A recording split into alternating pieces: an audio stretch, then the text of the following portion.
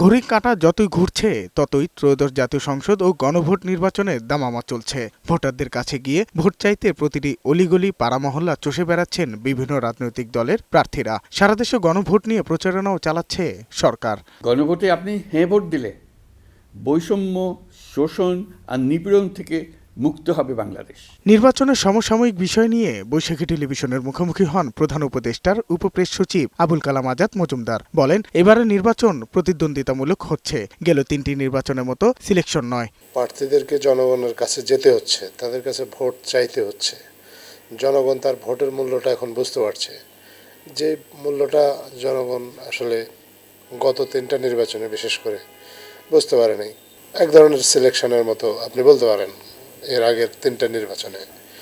এবার কিন্তু যেটা হচ্ছে সেটা এক ধরনের এলিমেন্ট অফ আনসার্টেনিটি আছে, যেটা একটা ভালো নির্বাচনের একটা অন্যতম বৈশিষ্ট্য। নির্বাচনী প্রচারণায় দু একটি বিচ্ছিন্ন ঘটনা ঘটলেও তার প্রভাব নির্বাচনে পড়বে না উল্লেখ করে আজাদ মজুমদার বলেন, সরকার ভোটারদের নিরাপত্তায় কাজ করে যাবে। সাথে তো আসলে দ্বিমত করার কোনো সুযোগ নেই যে ভোটারদের নিরাপত্তা সরকারকেই দিতে হবে। এটা সরকারের দায়িত্ব এবং সরকারের কাজ। সরকার সেই কাজটা করছে।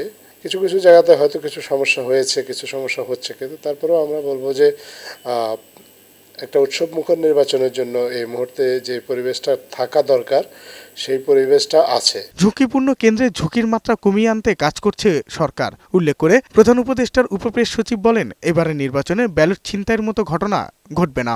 আমরা আশা করি এরকম কিছু হবে না, আর যদি কেউ এরকম কোনো চেষ্টা করে তাদেরকে আমরা সবাই মিলে প্রতিরোধ করব। নির্বাচনের দিন আমরা মনে করি যে ঝুঁকিপূর্ণ কেন্দ্রের সংখ্যা কমে আসবে, কারণ তার আগে ঝুঁকির যে কারণগুলো আছে সেগুলোকে অ্যাড্রেস করে ঝুঁকির মাত্রাটা কমিয়ে আনার জন্য সরকারের সবগুলো সংশ্লিষ্ট বিভাগ আন্তরিকভাবে কাজ করছে। রাষ্ট্র সংস্কারের পক্ষে থাকতে সারা দেশে গণভোট নিয়ে সরকার ব্যাপক প্রচারণা চালিয়ে যাচ্ছে বলেও জানান আজাদ মজুমদার। সাজ্জাদুর রহমান, বৈশাখী সংবাদ, ঢাকা।